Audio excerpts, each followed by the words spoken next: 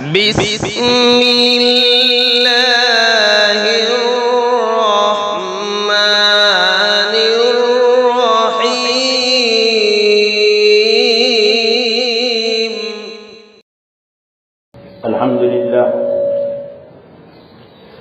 الحمد لله نحمده ونستعينه ونستغفره ونؤمن به ونتوكل عليه ونعوذ بالله من شرور أنفسنا ومن سيئات أعمالنا، من يهده الله فلا مضل له ومن يضلله فلا هادي له، ونشهد أن لا إله إلا الله وحده لا شريك له، ونشهد أن سيدنا ومولانا محمدا عبده ورسوله.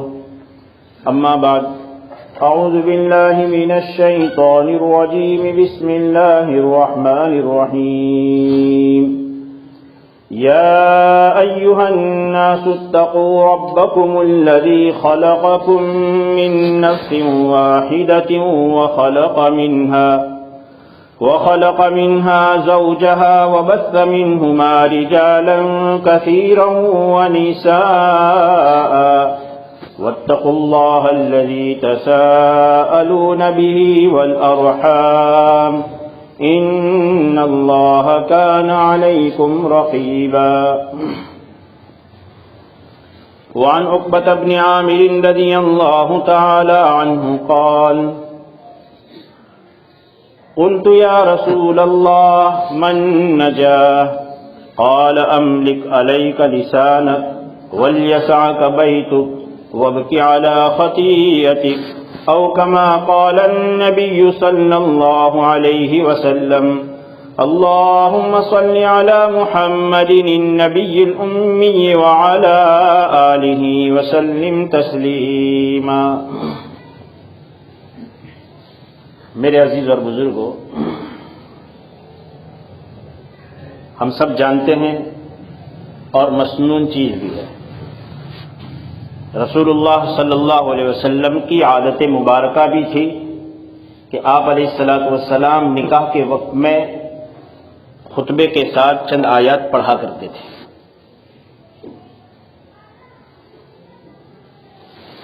نبی علیہ الصلاۃ والسلام ہم سب کے لیے زندگی کے ہر موڑ میں، عقائد میں، عبادات میں، معاملات میں، معاشرت میں، امیروں کے، غریبوں کے، دلہوں کے، غرض یہ کہ جس حال سے امت گزرے اس حال کے لیے نبی علیہ الصلاۃ والسلام سب کے لیے رہبر ہے.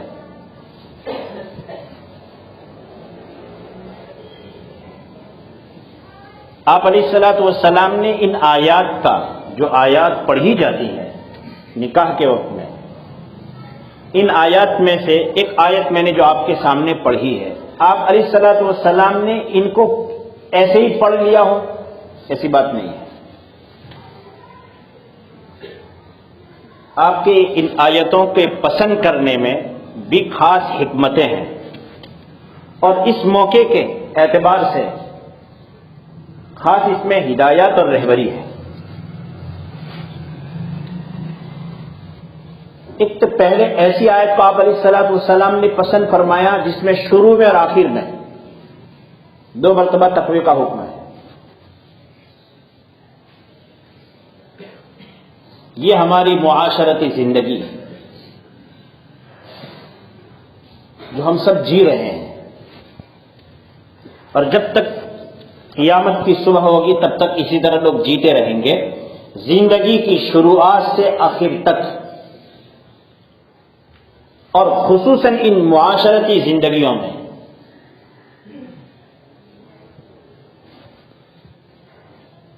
شروع اور آخر میں تقوی لازم ہے. کسی حال میں اس سے چھٹی نہیں، کیونکہ حضرت مولانا علی میاں ندوی رحمۃ اللہ علیہ نے فرمایا تھا، جس وقت شاہ بانو یا اس طرح کا کوئی کیس چلا تو حضرت نے فرمایا اگر ہمیں یہ کہا جائے کہ ہم اپنی معاشرتی زندگی کو چھوڑ کر مسلمان باقی رہیں، غالباً حضرت نے یہ فرمایا کہ 3/4، 4 حصوں میں سے 3 حصے امت اپنے دین سے خود بخود بیدار ہو جائے، اس کے بغیر ہمارا دین نہیں ہے۔ اس معاشرت کو اسلامی بنانے کے لیے ان آیات میں جو نکاح کے خطبے میں پڑھی جاتی ہیں ان میں بڑی تعلیم اور بڑی ہدایات ہیں۔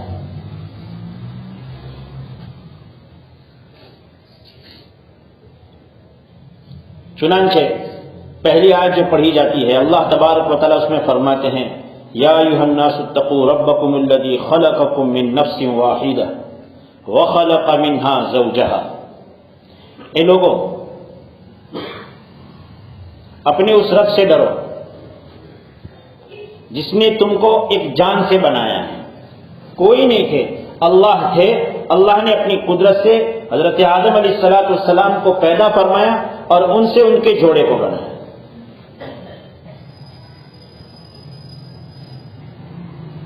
یہ بہت بڑی ہدایت ہے کہ جو دلہن کسی دلہے کے نکاح میں جا رہی ہے، دلہا جس کو اپنے نکاح میں لا رہا ہے اور دلہن جس کو اپنا شوہر بنا رہی ہے، یہ الگ نہیں ہے، وہ اسی سے بنے ہیں۔ اسی لیے اگر دنیا میں کسی کو پوچھا جاتا کہ میاں بیوی کا رشتہ جو ہے اس رشتے کی وضاحت کرے، رشتہ کسے کہتے ہیں، بڑے بڑے فلاسفر آتے، بڑے بڑے ماہرین قلم آتے اور پوری کتاب لکھتے، لیکن بتا نہیں سکتے تھے جیسا اس رشتے کا حق ہے کہ اس رشتے کا تقاضے کیا ہیں، یہ رشتہ کہاں کسے جاتا ہے، کوئی نہیں کہہ سکتا تھا مکمل طور پر۔ لیکن خالق کائنات جس نے لوگوں کو بنایا، رشتوں کو بنایا، اس نے اپنی کلام پاک میں ایک آیت نہیں، ایک آیت کے ایک حصے میں اس پورے رشتے کی وضاحت فرما دی، ہن لباس لکم وانتم لباس لہن، یہ عورتیں تمہارے لیے پوشاک اور تم ان کے لیے پوشاک۔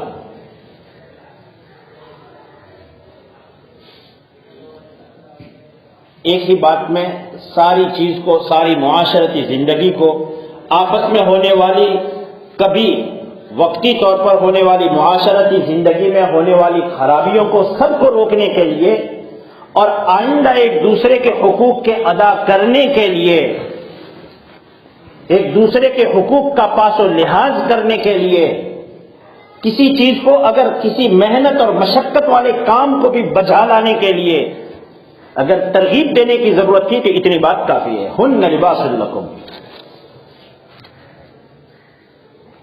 اور اللہ نے اپنے کلام میں، غور کی ضرورت ہے، اپنے کلام میں اکثر جگہ پر احکام جو بیان فرمائے اس میں صرف مردوں کو خطاب کیا اور عورتیں اس کے انڈر میں آٹومیٹک مانی گئی، سوائے چند مقامات کو چھوڑ کر۔ ایک مقام یہ ہے کہ یہاں اللہ تبارک و تعالی نے یہ نہیں فرمایا کہ تمہاری بیوی، تمہاری عورتیں، تمہارا پوشاک ہے، دونوں کو الگ الگ کہا۔ ایک آدمی چاہے وہ امیر ہو چاہے وہ فقیر ہو، اپنی حیثیت کا جو لباس وہ پسند کرتا ہے، اپنے لباس کی حفاظت کے لیے، اپنے لباس کو کمانے کے لیے، کمائے ہوئے لباس کو محفوظ رکھنے کے لیے، اس کو گندگی سے بچانے کے لیے، دبوں سے بچانے کے لیے ہر طرح کی وہ فکر کرتا ہے۔ حتیٰ کہ کھانے بیٹھتا ہے تو بھی پہلے کپڑا بچاتا ہے، پانی پینے کے لیے نیچے بیٹھتا ہے تو پہلے کپڑا سمیٹتا ہے۔ کیا وجہ ہے؟ یہی چیز اللہ تبارک و تعالیٰ یاد دلا رہے ہیں کہ ہن لباس لکم۔ ہم سب اسلامی معاشرہ کے ایک ایک فرد کو کہا جا رہا ہے اپنی بیویوں کو اپنا پوشاک سمجھو، بیویوں کو کہا جا رہا ہے اپنے شوہروں کو اپنا پوشاک سمجھو، ان پر کوئی دبا تم اپنی طرف سے نہ لگاؤ، دبے لگ سکتے ہو تو ان کو بچاؤ۔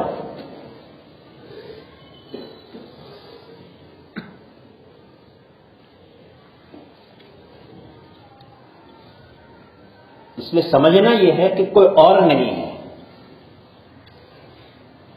بلکہ اسلام نے تو عورت کو یہ مقام دیا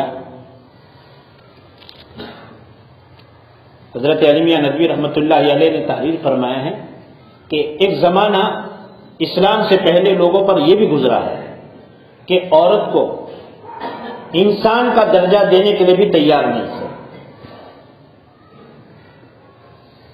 اسلام نے عورت کو یہ مقام دیا تو ایک طرف وہ اگر ماں بنتی ہے تو یوں کہا الجنت تحت اقدام الامہات، جنت تمہارے ماؤں کے قدموں کے نیچے ہے. کوئی بیٹی کا باپ بنتا ہے تو آپ علیہ الصلوۃ والسلام نے فرمایا من عال جاریتین الی حد، جو آدمی دو بیٹیوں کی تربیت کر لے، ان کو پال لے، ان کی اچھی تربیت کر لے، ان کو ان کے سسرال تک پہنچا دے، اس کے لیے جنت واجب.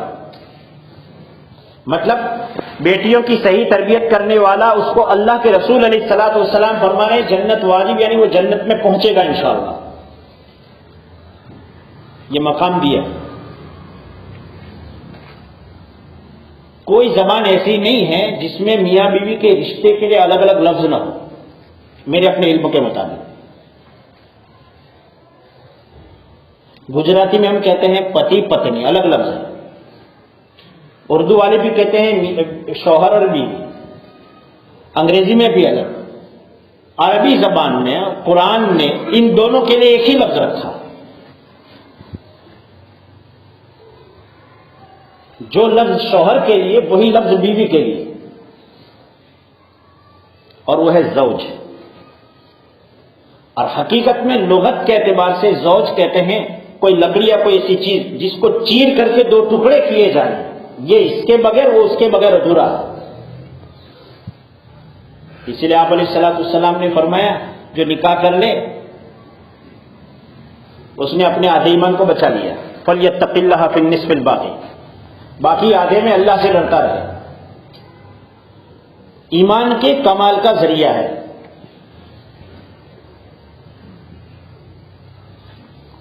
وَبَثَّ مِنْهُمَا رِجَالًا كَثِيرًا وَنِسَاءً، اور ان سے اللہ تبارک و تعالیٰ نے بہت سے انسانوں کو پھیلا دیا. اللہ تبارک و تعالیٰ آگے فرماتے ہیں اللہ سے ڈرو اور رشتہ داری سے ڈرو. رشتہ داری کو بچانے کے لیے اور اس کو محفوظ رکھنے کے لیے اللہ نے اپنے ساتھ جوڑا والارحام. اور اس پر فرمایا ان اللہ کان علیکم رقیبا. یہ ایسا رشتہ ہے کہ اگر کوئی شوہر یا کوئی بیوی اپنے آپسی تعلقات میں خیانت کرتے ہیں اور امانت داری کا پاس و لحاظ نہیں رکھتے، ان کے ساتھ میں عموماً کوئی نہیں ہوتا. کوئی شوہر اگر کسی بیوی پر، کوئی بیوی اپنے شوہر پر بند کمرے میں کسی درجے کی زیادتی کرتی ہے، کون گواہ ہے؟ کوئی نہیں ہے. باہر آ کر جو کہنا ہو کہہ دو. لیکن اللہ فرماتے ہیں ان اللہ کان علیکم رقیبا، اللہ تم پر نگہبان ہے. اس رشتہ داری کے بچانے کے لیے مرد کی ذمہ داری ہے، ہم سب کی ذمہ داری ہے. میرے نبی علیہ الصلوۃ والسلام نے عورتوں کے متعلق تو فرمایا ناقصات عقل و دین. اللہ نے اپنے تخلیق کی حکمت سے، پیدا کرنے کی حکمت سے اس بات کو پسند فرمایا ہے کہ عورتوں کا ایک الگ مزاج اس نے بنایا، مردوں کا ایک الگ بنایا. عورتوں کے اندر کچھ اچھے صفات وہ رکھے جو مرد کے اندر نہیں ہے، مرد کے اندر وہ رکھے جو عورت کے اندر نہیں ہے. عورت کے اندر اللہ تبارک و تعالیٰ نے یہ صفت رکھی، وہ محبت دینا خوب جانتی ہے. اتنی محبت دینا مرد نہیں جانتا. تو مرد جو ہے نگہبانی کی صفت رکھتا ہے. اور جس ذات میں، جس بندے میں محبت کا مادہ زیادتی کے ساتھ ہو، وہ فطری طور پر یہ ہے کہ وہ ڈیسیزن نہیں لے سکتا ہے. وہ جو کچھ فیصلہ کرے گا وہ اپنی محبت کے انداز میں کرے گا. اور فیصلے کے لیے قوت عقلیہ، عقل کی طاقت چاہیے. یہ ان کا عیب نہیں ہے، بلکہ عورتوں کے اندر ایک خوبی ہے، اس خوبی کا اثر ہے. تو مرد کو اللہ تبارک و تعالیٰ نے ذمہ داری دی ہے کہ وہ کسی چیز کو ہینڈل کر سکتا ہے، یہ اللہ کی حکمت کے تقاضے ہیں۔ ان تقاضوں کی وجہ سے مرد کی یہ ذمہ داری ہے اپنی دوہری رشتہ داری کو سنبھالے۔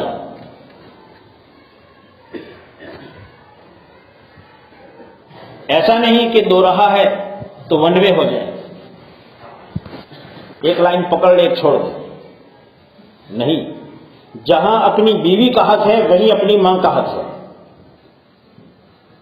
جہاں اپنے باپ کا حق ہے تو وہیں سسرالی رشتہ داری سے بننے والے باپ کا حق ہے۔ اس لیے اللہ نے فرمایا والارحام، رشتہ داریوں سے بچو، ان کو ضائع کرنے سے بچو، اور اس کی حفاظت کے لیے سب سے بڑی چیز ہے اللہ تبارک رسول علیہ السلام نے جن آیات کو پسند فرمایا خطبے کے وقت میں، اس میں تیسرے نمبر پر پڑھی جانے والی آیت، اس میں بات سیدھی کرو، سب سے اہم پیغام جو اس آیت میں ہے، بات ذرا سیدھی سادی کرو، ایسی بات نہ بولو کہ جس کی وجہ سے کسی کو تکلیف ہو، ایسی بات نہ بولو جس کی وجہ سے رشتے ناطے ٹوٹے۔ ہر حق بات ہر جگہ پر کہی نہیں جاتی، کبھی حق بات کو بھی اور حق پر ہونے کے باوجود بھی بات چھوڑنے پر کا موقع ہوتا ہے، تب رشتہ داریاں محفوظ رہتی ہیں، تب اس رشتے میں لوگوں کو سکون ملتا ہے، تب وہ میاں بیوی کا رشتہ اور دونوں طرف کے خاندان سکون کی زندگی گزارتے ہیں، اور لوگ اس زندگی کو دیکھ کر کے رشک کرتے ہیں کہ کاش کہ ایسا رشتہ ہمارے گھر میں ہوتا۔ اس کے لیے ایسا نہیں کہ وہ آٹومیٹک بنتا ہے، ان کو اللہ کے رسول علیہ السلام کی تعلیمات کے مطابق اپنی زبان کو خصوصاً قابو میں رکھنا پڑتا ہے۔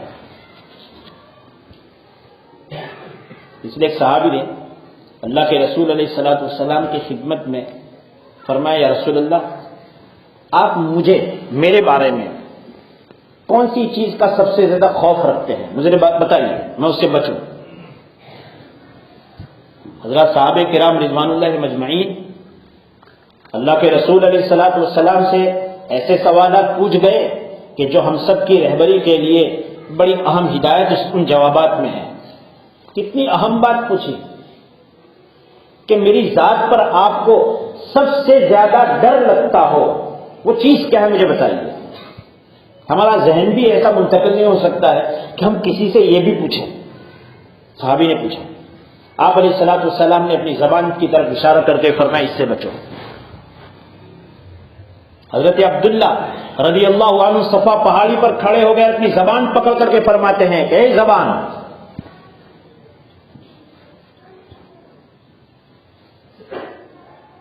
تو قابو میں رہے،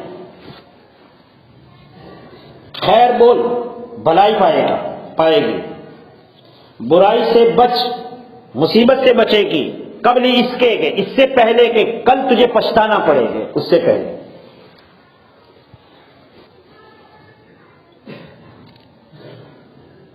آپ علیہ السلام اپنی زبان کو خود روک رکھتے تھے، امسک لسانہ طویلا، روایات میں ہے آپ علیہ السلام نے اپنی زبان کو کافی وقت تک روک رکھا۔ میں آپ سے پوچھتا ہوں، کیا زبان رسالت سے محمد صلی اللہ علیہ وسلم کی زبان سے کبھی حق کے سوا کوئی بات نکلی تھی؟ کیا اس زبان سے کبھی کسی شخص کو ادنا درجے کی، کم سے کم درجے کی بھی آپ کی زبان سے کسی کو تکلیف پہنچی؟ بالکل نہیں۔ لیکن اس کے باوجود بھی آپ علیہ السلام کیوں اپنی زبان کو پکڑتے ہیں؟ یہ ہم سب کی تعلیم کے لیے، پریکٹیکلی تعلیم کے لیے۔ اس لیے آپ علیہ السلام نے فرمایا من صمت نجا، جو چپ رہا کامیاب ہو گیا۔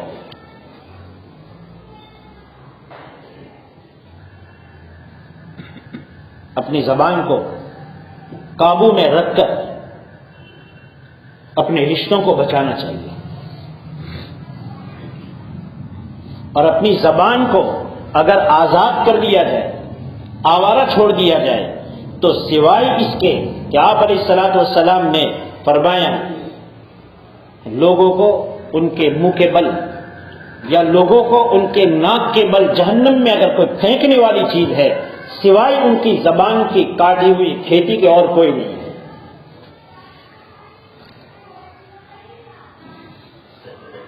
دوسری آیت جو اللہ کے رسول علیہ الصلوۃ والسلام نے منتخب فرمائی ہے، اس میں اللہ تبارک و تعالی فرماتے ہیں یا ایھا الذین آمنوا اتقوا اللہ حق تقاتہ ولا تموتن الا وانتم مسلمون، ایمان والو اللہ سے ڈرو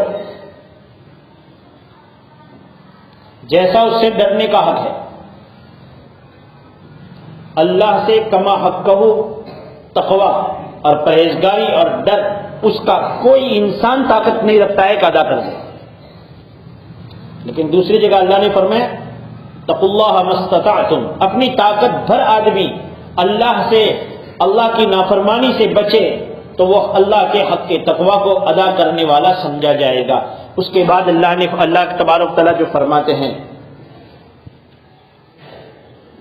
وَلَا تَمُوتُنَّ إِلَّا وَأَنْتُمْ مُسْلِمُونَ، ایک عجیب سی بات ہے، نکاح کی خوشی، ہر آدمی کے گھر میں نکاح کے وقت میں خوشی کا ماحول ہوتا ہے، اور آیت سنائی جا رہی ہے موت کی، وَلَا تَمُوتُنَّ إِلَّا وَأَنْتُمْ مُسْلِمُونَ۔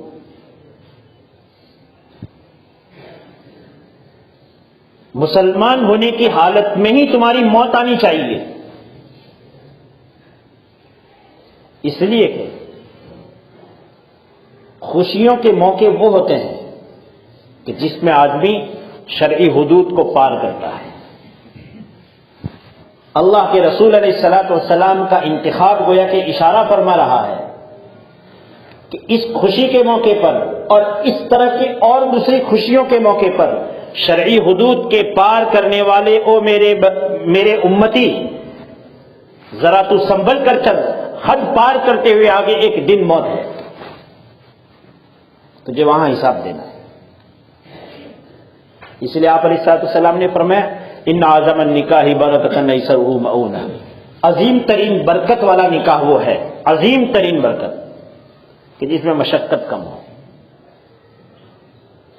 آپ علیہ الصلوۃ والسلام نے ولیمے رکھے، ولیمے کی سنت رکھی گئی۔